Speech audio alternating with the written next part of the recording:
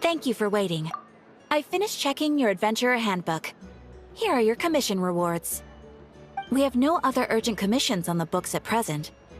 Thank you for all your hard work lately. Perhaps you two could consider taking a vacation.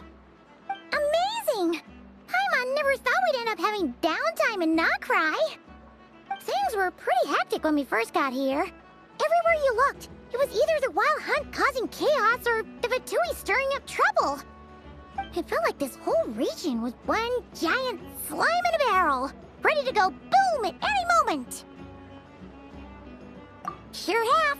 Things were looking pretty dicey, but in the end, we managed to turn it around. Whoa! Paimon just got deja vu! Oh, that's right. It's because we've done this like a million times now. Ah, yes. Are you two aware that the Moon Prayer Night is soon to take place? Oh, yeah! Mama told us that was coming up soon. Wait, why do you mention it, though? Do people in Nasha Town celebrate it, too? Paimon thought it was just for Moon Goddess worshippers. You're partially right. Most people in Nasha Town just see the festival as an opportunity to do business. They do not concern themselves with the religious element. The festival was first celebrated by the Frost Moon Scions. On this day, they would wear moon prayer blossoms and celebrate the birth of the moon goddess through song and dance. They would also prepare food and handicrafts and give them as gifts to others. Over time, it became Nodcry's most lively festival. Oh, sounds like fun! Great! Well, in the meantime, since Catherine doesn't have any commissions for us, let's focus on some personal business instead. When we first got here, you mentioned that this was where your spaceship landed? We didn't get to follow up on it at the time, because we got wrapped up in that whole rare air situation, but now we can finally start investigating it properly. Well, there's a saying Paimon's heard around these parts, which goes, if you lift up a rock, you'll find something you weren't looking for. By that logic, you'll never find what you're looking for while you're searching, but the moment you stop looking, it'll jump right out at you. Could be worth a try though, right? Anyway, Paimon suggests we focus on other stuff we want to do for now, and just keep an ear out for spaceship-related intel as we go.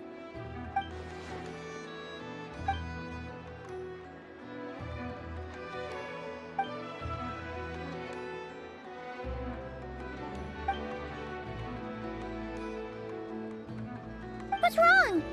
You look super serious all of a sudden. Huh? Paimon gets why you'd be concerned about Columbina, but what does the doctor have to do with anything? Oh, that's true. And now that you mention it, we're definitely overdue for a showdown with the Fatui. It is weird that he hasn't shown himself this whole time. What could he be up to? True. Paimon would much rather deal with Marionette anyway. She says the meanest things, but when it comes down to it, she doesn't seem like a bad person. Maybe it's the pressure of being a Fatuse? Especially as a Harbinger. Does she feel like she's gotta act tough to keep up appearances or something? But then, every time we headed out with Rarir, she always wound up having to repair Polonia and her other robots. That's gotta sting. Losing face always hurts more for people who care a lot about their image. She's probably still furious about it. What? Relax! She's not even here! Huh? What's the matter? Oh, nothing. Sorry, we'll be on our way now. Where are we again? Oh yeah, Columbina? Right, yeah, let's go see Columbina.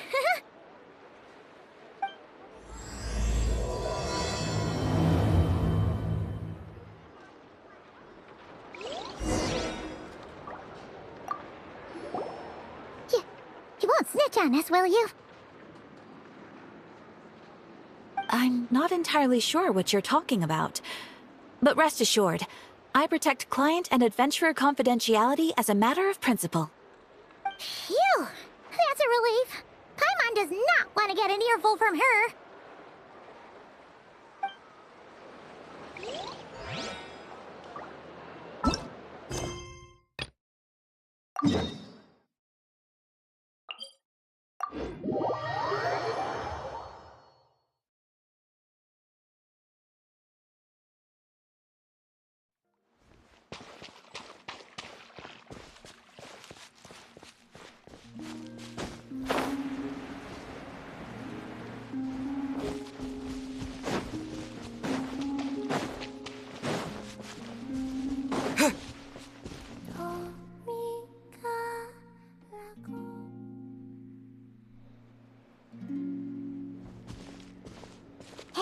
She's sitting up!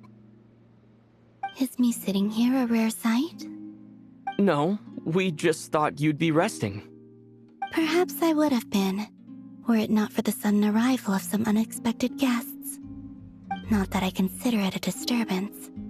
After all, you are the only ones who are free to enter. Would it not be a little unfriendly of me to lie down while we speak? I didn't realize you put so much thought into little things like that.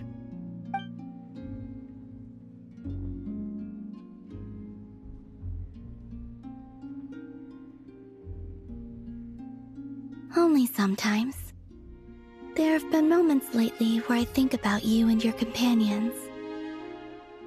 They are warm, mysterious, and cozy memories. Very few of my past memories are anything like that.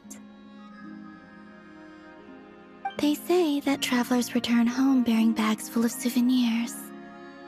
But my luggage was empty, and I believed it would stay that way. Return home? So, you're still planning on returning to the moon? Yes. This planet continues to reject me, reminding me that I do not belong here. If I remain into that, there will come a day that I disintegrate. And I don't mean reduced to dust, or turned into food for the flowers. I mean, I will cease to exist entirely. Alright then. Well, we're sure gonna miss you. But it sounds like we'll have to say goodbye. How do you intend to return? The moon prayer night is soon to arrive. On that day, the moon will be closest to Devat. The Kuvaki in this land will reach its peak at that time. I merely need to grasp the tide, and with relatively little effort. Oh, Paimon gets it! It'll work like a slingshot! You make it sound like she's gonna get blasted up to the moon. If I did that, I suspect I would crash into the false sky. I will be using a much gentler approach, but I do like the analogy. It's fun. You see? She gets Paimon's sense of humor. In the blink of an eye, the time has come to part ways. It does feel that way, doesn't it? Time seems to fly fastest when you are enjoying it. I have always thought of myself as a wanderer on this earth, and it has never expressed any desire to keep me here. Yet just as I plan to depart, it tugs at my arm. Is this a gesture of affection? Or is the world mocking me? Oh, were you hoping I can answer that? Yes, you are a traveler, so you must have a lot of experience in this area. Then, what I would say is, enjoy the moment. That's right! Don't overthink it! Happiness is happiness and joy is joy! The point is to enjoy it, not analyze it! I see. Then what I would say is, even though I am very tired right now, I am still happy. I can't tell from the tone of your voice. Oh, really? You don't think I sound happy? I'm just kidding. I could tell you were in a good mood today from the moment we saw you. Ah, a joke. Albeit not a funny one. Anyway, I assume you're here about you-know-what. Give me your hand. Actually, it's not that. There's something else we wanted to discuss with you. Oh, then, do you still want to give me your hand? Or not? Sure.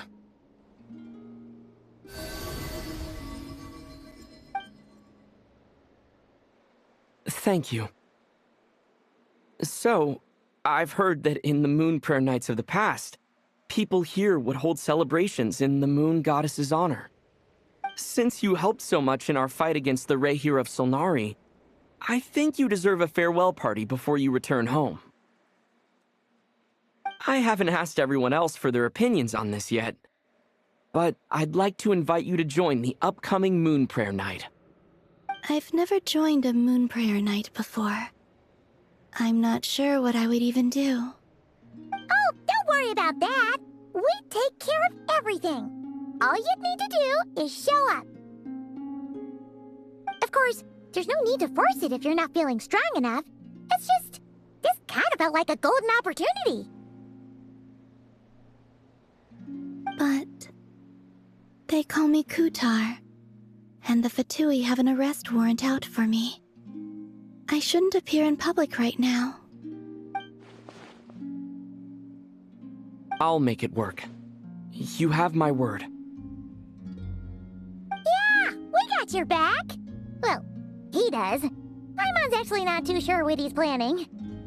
All right, if you're sure.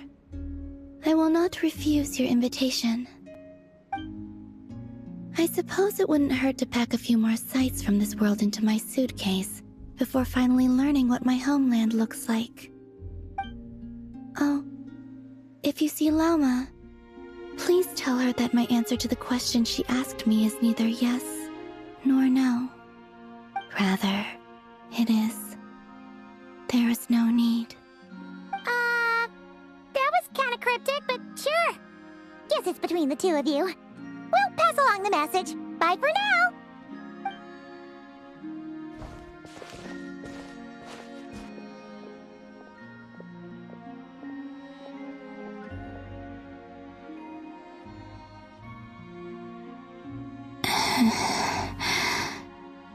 And also, I do not know.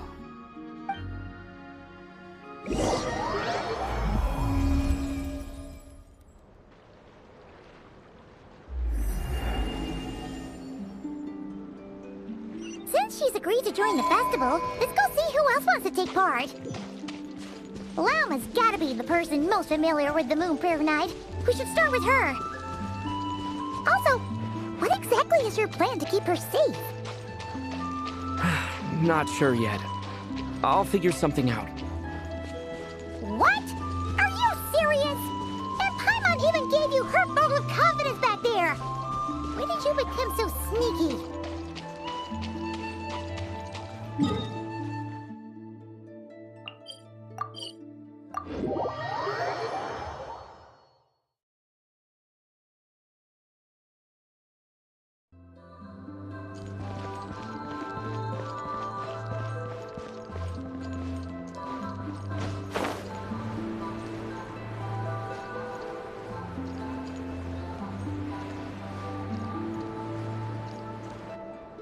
Hey, Lauma! It's us!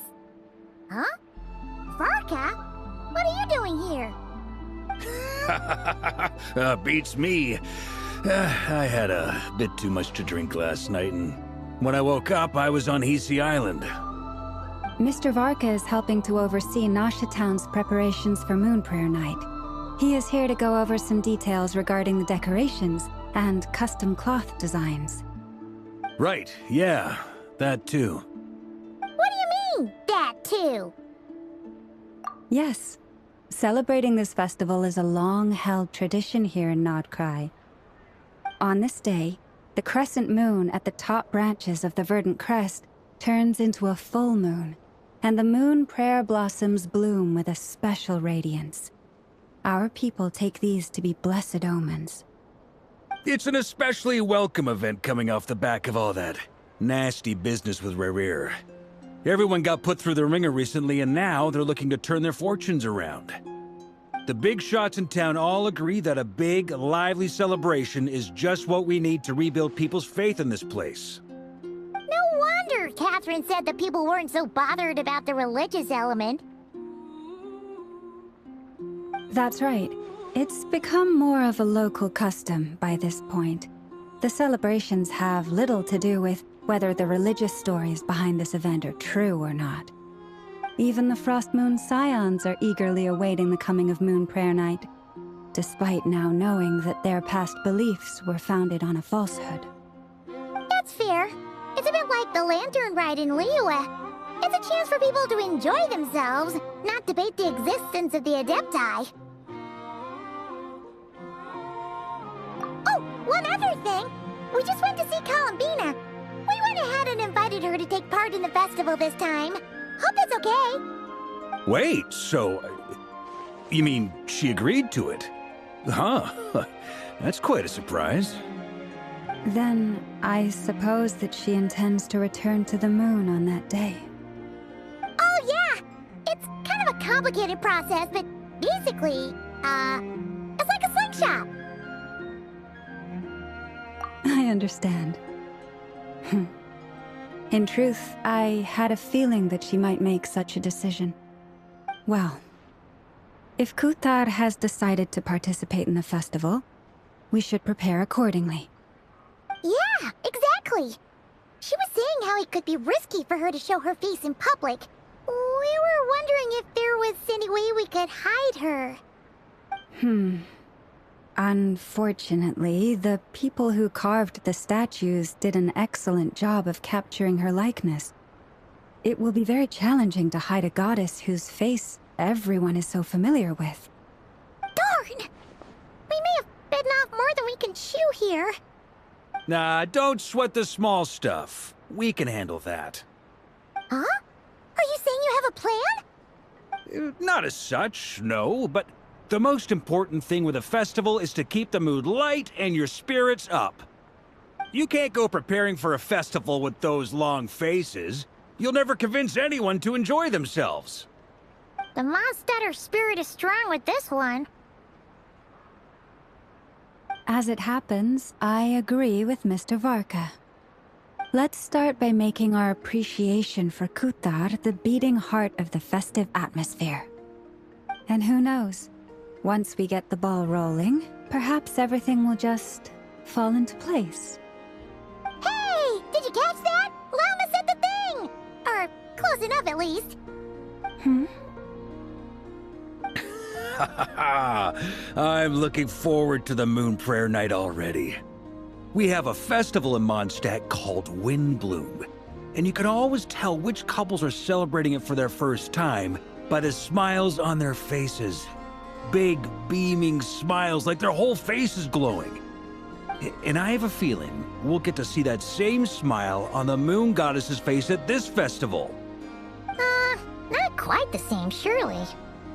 Anyway, I'll take care of business in the city, but I'll have to leave the decor up to you and the Frost Moon Scions. No one else can capture that traditional aesthetic quite like you guys. But lastly, there's the final key element that brings the festival to life. Companionship. Before you leave, let me show you something that we've been preparing. Mr. Varka had asked to see it already, so you may as well tag along. Also, I have some further questions about Kuthar's decision.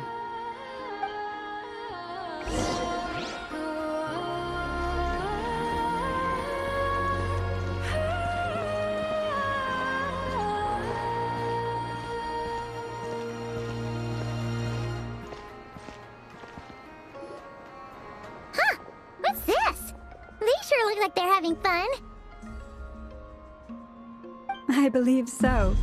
Kuhenki seem very skilled at playing drums like these, although I'm not sure where they learned it from. Maybe it's an innate talent? In their eyes, they're probably just playing with toys.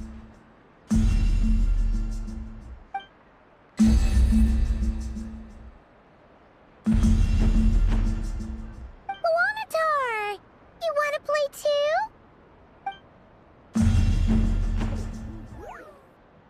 Yeah. She looks more confused than anything. Maybe we can teach her next time if we get the chance.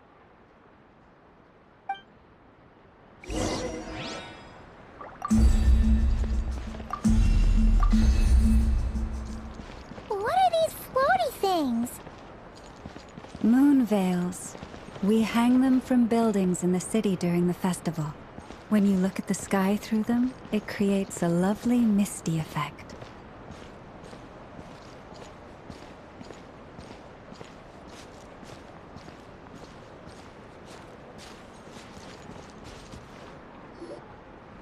Everyone seems hard at work. They're preparing items for Moon Prayer Night. For instance, the sculpture being made over here, Mr. Varka and I were just finalizing the details of where it will be placed. Ah, there she is. I didn't know the finished article would be so large. Not to worry, though. All the necessary arrangements have been made. Just let me know once it's ready, and I'll get some people to ship it over. You have my thanks. And over here, we are preparing a very traditional confection. Oh, look at all these colors! It looks great! Can Paimon try one? Of course. I have a feeling you'll like it a lot. You bet!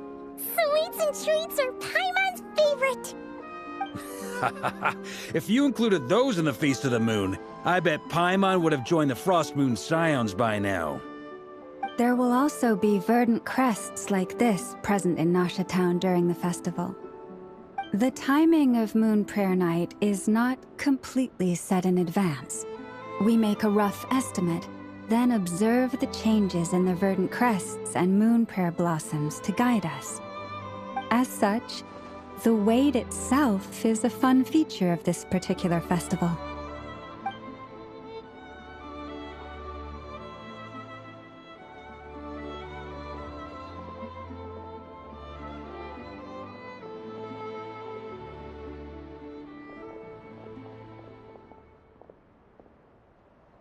Let's talk here. To tell the truth, I am very surprised to hear that Kutar is willing to participate in the festival. I once asked her if she'd be willing to stay with the Frost Moon Scions. I could introduce her to everyone, and we could be a family to one another. She did not answer, but she has not appeared here since. I took this to mean her answer was no. But if that were the case, she would not have accepted this invitation. Ah. I see. Maybe she is right. Maybe the Frost Moon Scions of today no longer need a moon goddess.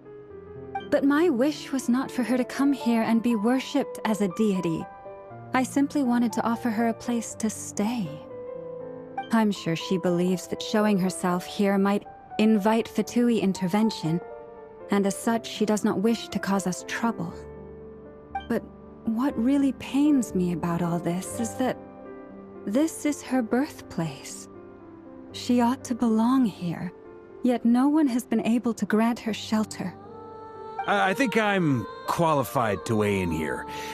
When someone's about to depart on a long trip, what they need is blessings, not burdens. We should wish her the best, not make the journey harder than it already is. Anyway, she's agreed to attend, hasn't she? All we need to do is simply respect her decision. I see your point. Yes, she will soon depart after all. Our job is to leave her with some happy memories. Besides, who's to say her journey to the moon is a one-way trip? It's not like she can't come back and visit if she wants, right? Paimon agrees wholeheartedly. Festivals are all about having fun, so let's keep it simple. All right, I'm gonna head back to Nasha Town soon. Want to come with? I'm guessing you have some other folks to visit there. Sure thing, let's go! Bye for now, Wilma! Thank you all. Goodbye.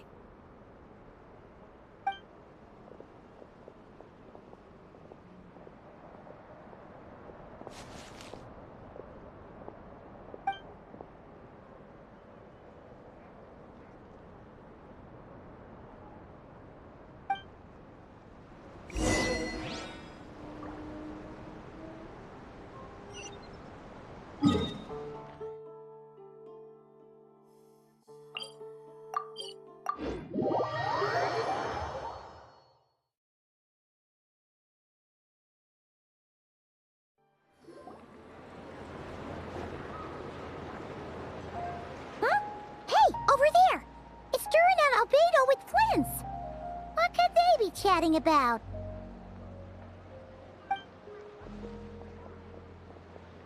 Your guess is as good as mine. Ah, Grand Master, and the Traveler and Paimon. Hello there. It's been a while. Perfect. We have some new volunteers for our investigation.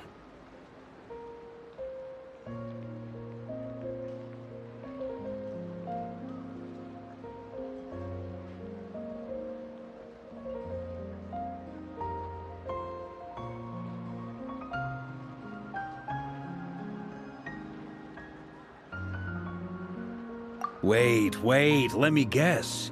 The righteous Lightkeepers are finally ready to hunt down the Abyssal Dragon? Haha. Yes, that too. Yeah, right. Oh, wait. Why does everyone keep saying that too? Well, to be precise, the facts match, but not the causality. Wait, so I guessed right? Half right. Don't act so impressed with yourself. Maybe I can explain. We ran into Mr. Flint's north of Nasha Town. At that time, we just noticed a few abyssal creatures out in the wild, but the strange thing was, I didn't detect any traces of abyssal energy on them at all. On closer inspection, we realized that they were not real monsters, but something akin to reflections in the water, or perhaps a mirage. Huh? What do you mean? Like, you could see them, but not touch them? Exactly. It was very peculiar. They roared and tried to attack us, but we could not make any physical contact with them. I think I've heard of things like that happening in Nodcry before, but I don't know much about it. Yes, it's a known phenomenon. Mirage-like illusions tend to appear in Nodcry in the run-up to Moonprayer Night. From a distance, they appear quite real. I myself thought that Misters Durin and Albedo were locked in battle with abyssal monsters when I first arrived. But after sharing intel and investigating a little further, we can confirm that these illusions are harmless. There is no great cause for concern.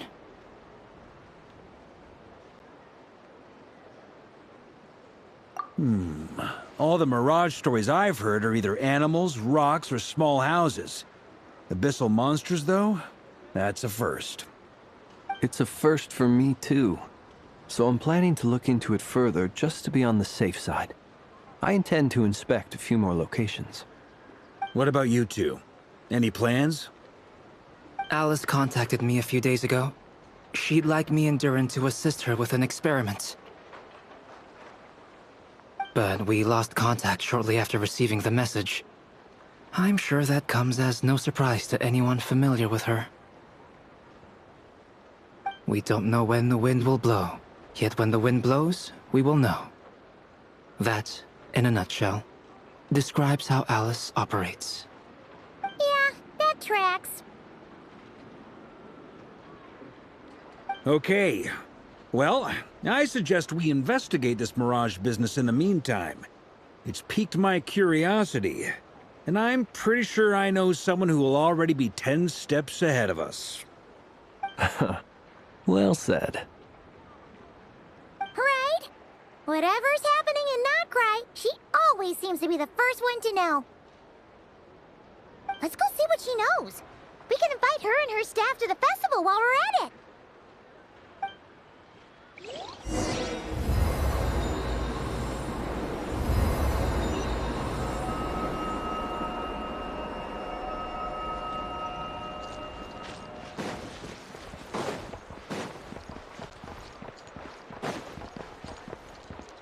Body and mind.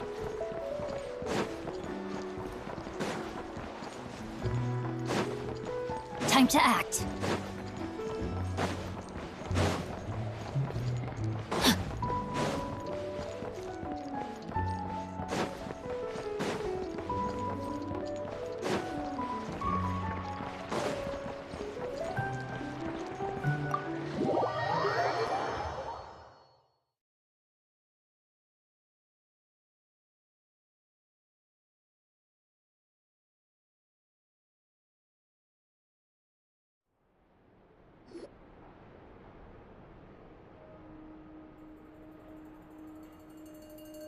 You're right, I have noticed.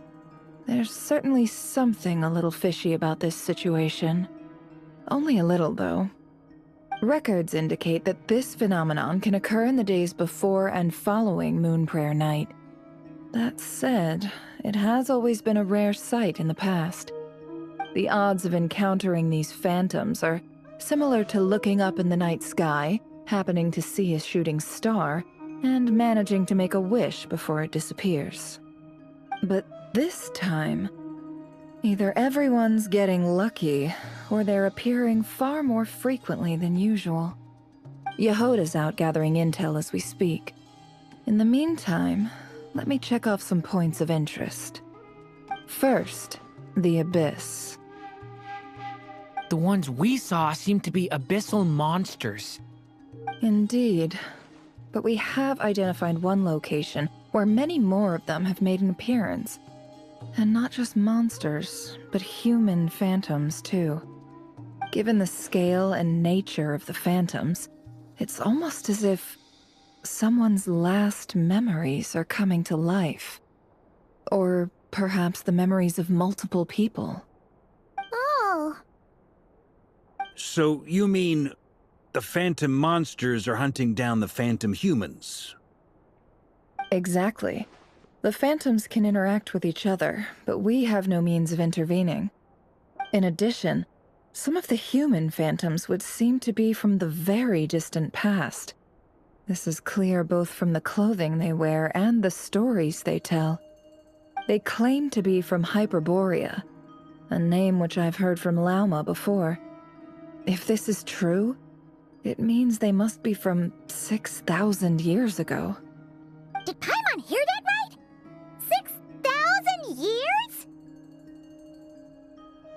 It sounds like this merits further exploration. That'd be a big help. I'll leave it with you, Albedo. My knowledge of ancient history is non-existent.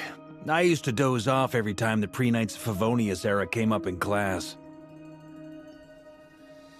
It's quite a miracle that you were able to understand these phantoms' speech, given how long ago they lived. I suppose you're right. But I'll leave the archaeologists to ruminate over that conundrum. As an intelligence broker, my sole interest is in the value of the information I gather. Which, in this case, hopefully means earning myself some good favor with our dear Lady Moonchanter. So calculating. Whew, this intel broker logic always catches Paimon by surprise. Sounds to me like we could split the work up. I think the abyssal phenomenon is best left to Albedo, Flints, and me. Agreed. It coincides with my duty as a lightkeeper. For my part, I'd like to understand the Abyss better. Even a little knowledge would go a long way. This is certainly a rare opportunity to study the Abyss. But even rarer, perhaps, is the chance to make contact with the Ancients. The Curatorium will take the lead on investigating the Hyperboreans. We put in the work to learn what we know so far. It seems only fair that we get some quantity of exclusive intel. That just leaves our trusty team of 2 unassigned. Since you became an honorary knight, of course. This was part of my grand plan all along. Ha ha ha! Oh yeah, by the way, we managed to convince Columbina to come to the Moon Prayer Night celebrations. Would you and Yehoda like to join too? She agreed to that? Huh. Quite an achievement. Never underestimate the traveler, I guess. I'd be happy to join. No point shutting myself inside when the streets are all decked out. I doubt any clients will be visiting during the festival in any case. And Yehoda loves a party, so I'm sure she'll jump at the opportunity. No, no, no, no, no, no, no, no, no, no! Way to contradict me in front of... Wait, no, that's not what I have bad news, boss. So many people. All right, everyone inside, quick!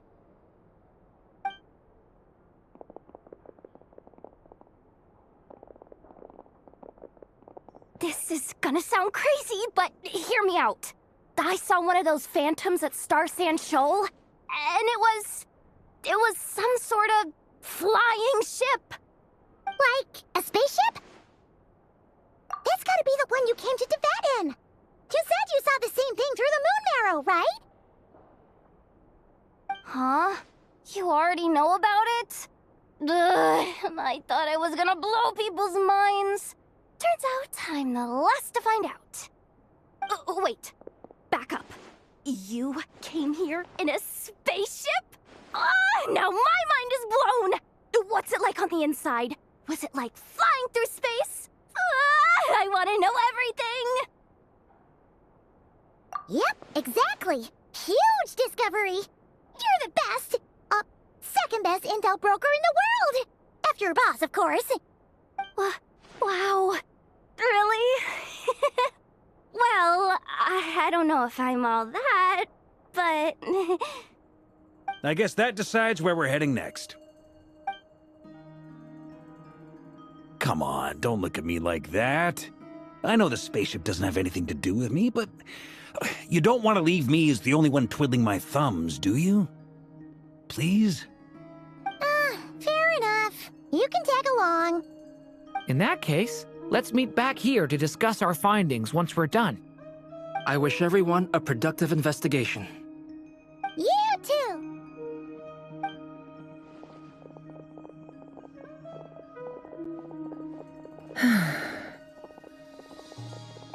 What's up, boss? Aren't we gonna head out? Tell me, Yehuda, when did the curatorium start giving out intel for free? Oh, sorry, boss.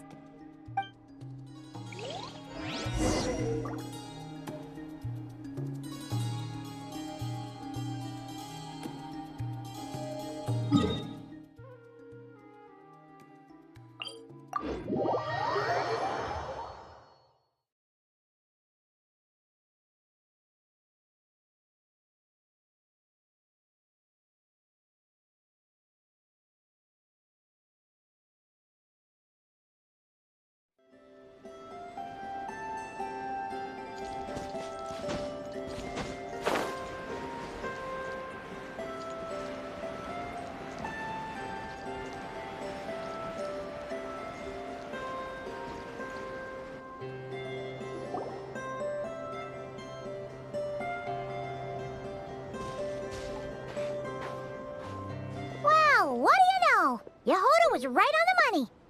This Phantom really is your spaceship. But that's so weird. Why would it show up here? Is it some kind of projection? Or a ghost? Like, maybe it no longer exists, but somehow it left an afterimage? Ah, you're already here. Miss Lauma, what a surprise. I thought you were busy with festival preparations. I was, until one of our people informed me that a strange sight had appeared at Starsand Shoal. No one's ever seen something quite like this before. I thought I should see it for myself. Same here. Oh, so we heard that these things appear around the festival period. Any idea why that is? Unfortunately not. We have very limited information about them, since they can't be interacted with. And no human phantoms have ever made an appearance before now. The most we've been able to deduce is that these sightings appear to be connected to the increase in Kuvaki energy around this time. Yeah, seems like that's all we can do. This is all so confusing. Allow me to lend you a hand.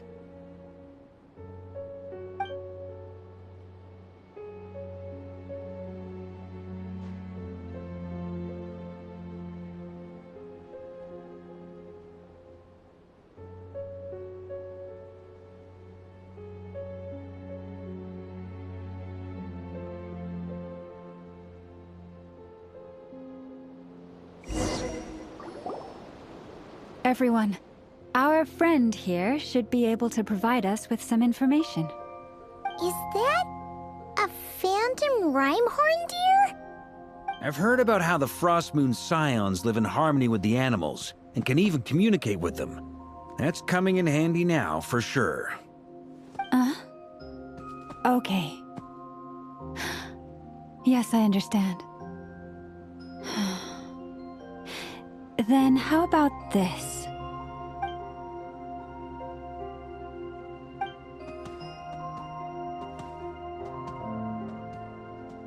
Oh, it's leaving.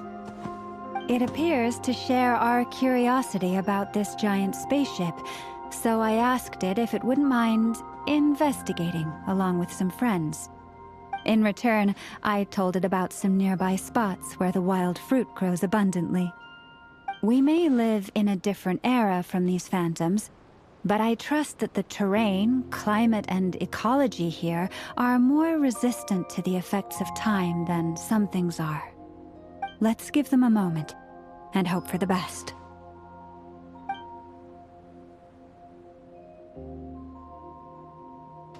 All back together? Must have been a lot of fruit. Indeed. Now let me ask them some questions.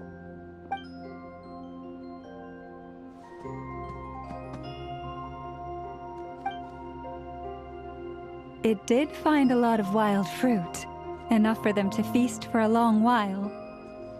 This puffin circled in the air several times, but didn't spot anything out of the ordinary.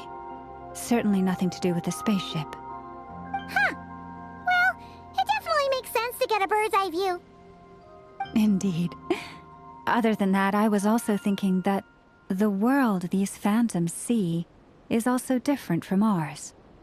Oh, I get what you mean. The wild fruit exist in both times and spaces, but there might also be things that only exist in that space-time, which we can't see. Good point. Great thinking, Lauma. Blunthorn rhinos can use kuvaki to shift great rocks, but this one says it couldn't get that ship to budge by even an inch. The sniffer mole tried too, but despite being a skilled digger, it could not get through. They say that the spaceship looks robust and undamaged. It seems completely impervious to any and all attacks. Whatever lies within is well defended from harm. So, just like us humans, there was nothing they could do about this spaceship either. Yes, still, they deserve our thanks. We are grateful for all your efforts, dear friends. Now go, and enjoy your feast. I've noticed some other human phantoms gathered nearby. Come on, let's go talk to them.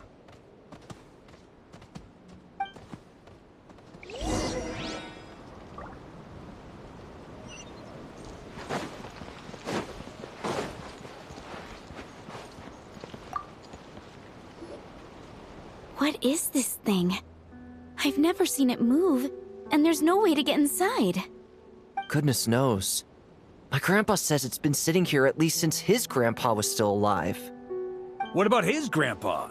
Did he say anything to your grandpa's grandpa about it? Huh? I don't know. In all likelihood, it was here back then too. Hard to imagine something this huge could move. Guess that means that as far as they're concerned, this ship's been around a long time.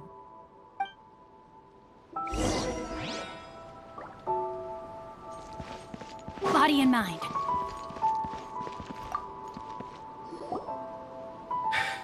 Come on, brothers. If we can get even a small chunk off of this thing, it's gotta be worth a fortune. Today is the day we strike it rich. Huh? You mean Paimon? Yes, brother, I shall join you. Let's make our fortune. We should go with them. What the? This thing is crazy tough. I can't even scratch it. What's it made of? Sorry, brother. Looks like we'll have to seek our fortunes elsewhere. Enjoying yourself? I was just seeing if I could influence this phantom's perception by playing. But nope, no dice.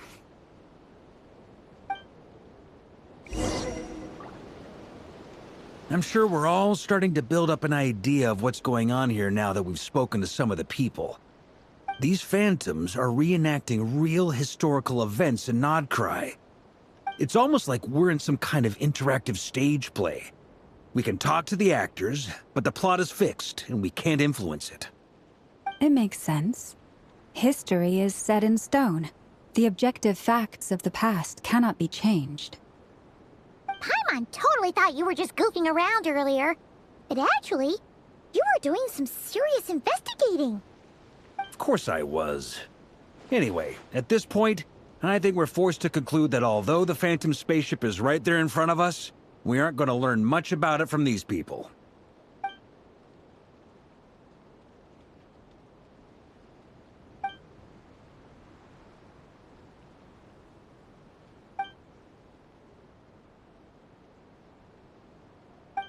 Don't be discouraged.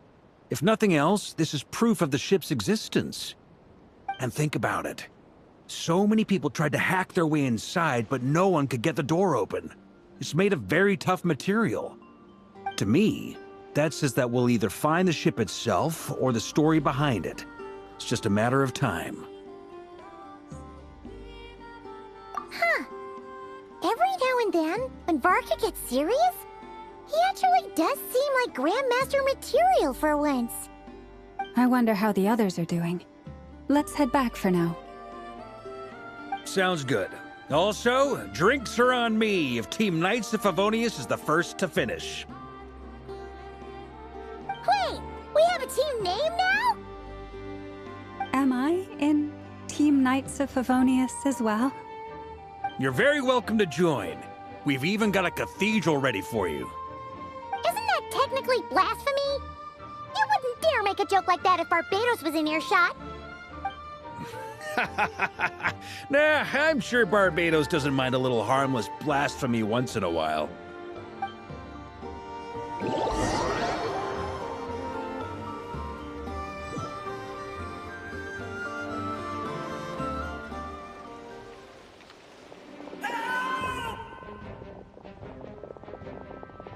Oh, no! Get away! Oh.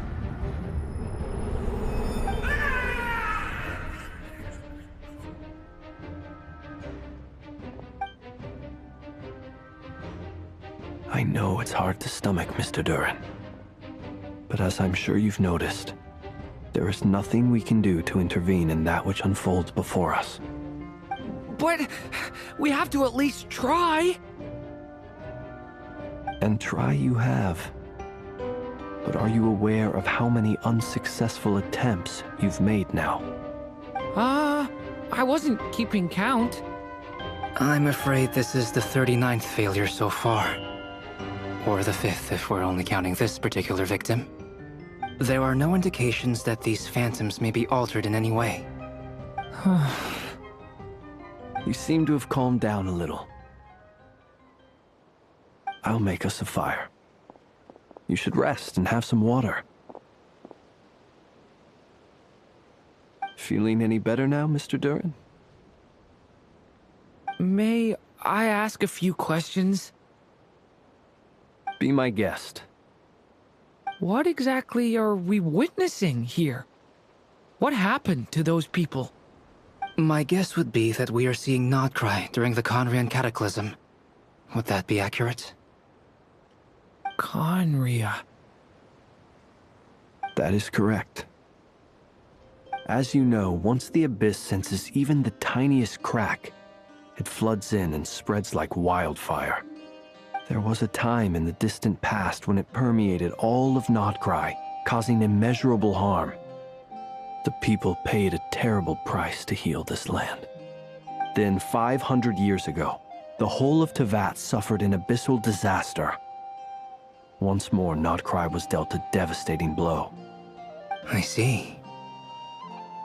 In the face of the abyssal onslaught, all were like grains of sand tossed around by a tidal wave. Be they human, fae, or god. The moment you witnessed is but one drop in a whole ocean of catastrophe. All right. I guess that answers my second question, too. I wanted to know why there's nothing I could do to help them, and that's because what we are seeing is history. That would be my guess as well.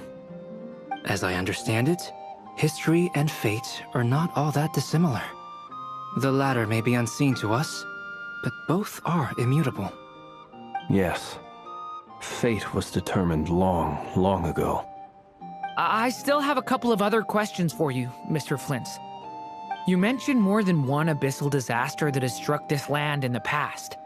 How can you be sure that what we're seeing is from the Conrian incident? And also, how are you able to stay so calm when you're talking about these events? From everything I know about you, you're not cold or ruthless, and you're not indifferent to the suffering of others.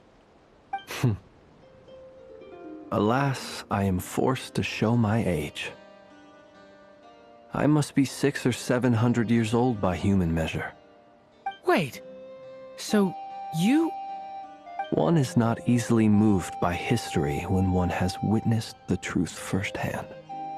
I'm sorry. You needn't apologize. Your passion is a good thing to have. Treasure it, because someday you may find it in terribly short supply. Now, at the risk of offending you, I have a question in return. Your curiosity toward the abyss, is it born from hatred or because you sense its call? I only ask because I kept a fragment of Rarir's body in my lantern for a short time. Specifically, his heart. So I know what a burden it can be to carry the abyss with you. And I hear its power growling from somewhere within you. In my eyes, your mere existence is a miracle. My honest answer is... I don't know. I don't think I have the confidence to say for certain. What I will say is the abyss is not the only issue that haunts me. Even before I became who I am today, the question dogged me constantly. Should I even exist at all? My doubts remain unresolved. But when we fought Rarir, something became a little clearer to me. Sometimes it is the darkness within us that allows us to achieve the impossible.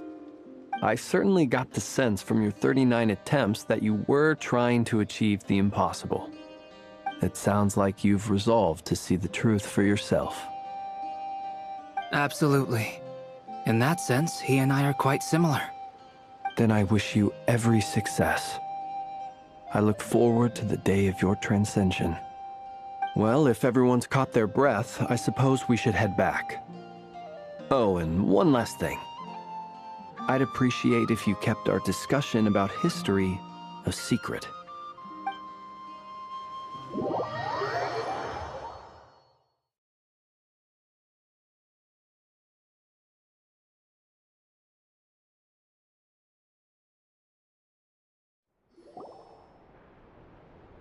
Incredibly, our separate investigations led us all to the same conclusion. Hooray for consensus! Yeah, but we barely learned anything, though. I totally thought this would be the mother lode. Talking with the ancients? I mean, come on! But nope. All we got was useless snippets of conversation. And all this stuff about moons and hyperopia. What a load of baloney. Seems like people back then had a few screws loose. I understand your frustration. We found the same issue. Each phantom only showed a very brief moment in time. There isn't much value to be found in these miscellaneous fragments of a civilization's history, no matter how glorious it may have been. If there's a silver lining, it's that these phantoms are harmless to the present reality. They shouldn't get in the way of the festivities. Paimon agrees. And not just because it's the first thing she understood in this whole conversation. You look disappointed, Nefer. Is something the matter? What do you think? We all worked our tails off, but the only one to gain anything from it was you, Lady Moonjanter. Well, please do share the Hyperborean records with me. I will gladly inscribe them in our people's documents. Oh, duh! Yeah! That was it! Hyperborea! Hyperborea. I'm serious. Only an expert in the Frost Moon Scions and their history can turn these records into valuable research material. The alternative is to let them gather dust on the Curatorium's storage shelves until the pages turn yellow. Nefer, you're wise enough to know that cooperating and sharing the profits is the best course of action here. Well, that goes without saying. Sure, let's do that. Huh? But didn't you say we aren't supposed to give out intel for free? Sorry. Shutting up. Now is not a good time to push Nefer's buttons. Anyway, back to Moon Prayer Night. I'm thinking that we should prepare something a little special, aside from the usual decorations and so on. You mean a parting gift? Can't go wrong with food.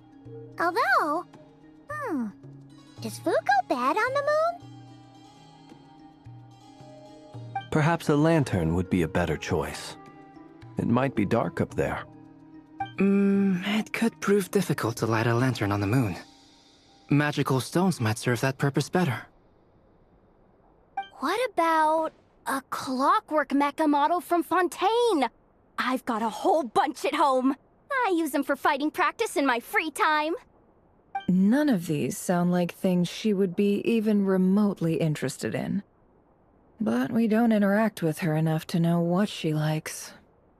Yeah. It would really save us the guesswork if someone could find out what she's into. Wait, what the? Traveler? They're all looking at you. Great! Haha, problem solved. Now, I need to stop by Dory's. Gonna need her help sourcing a bunch of stuff for the festival. Then let's leave it there for now. We all have our own business to attend to. Traveler, if you find out what Kutar likes, let us know right away.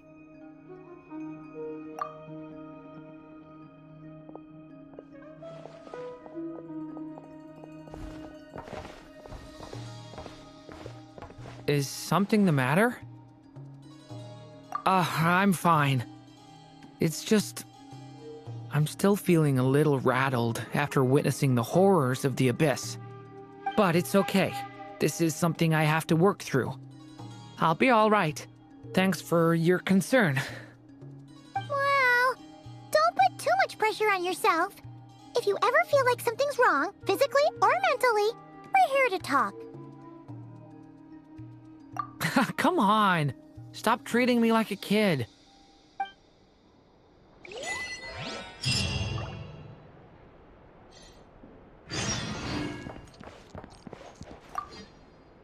You should get going. It's important that we ascertain what Kutar likes.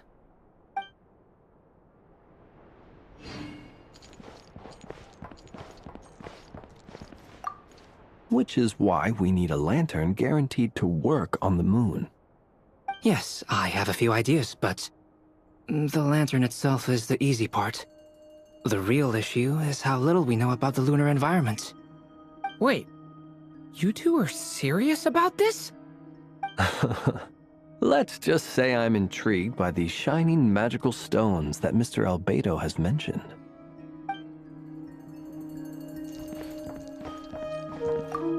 Could you do me a solid and try to smooth things over with Boss Neff?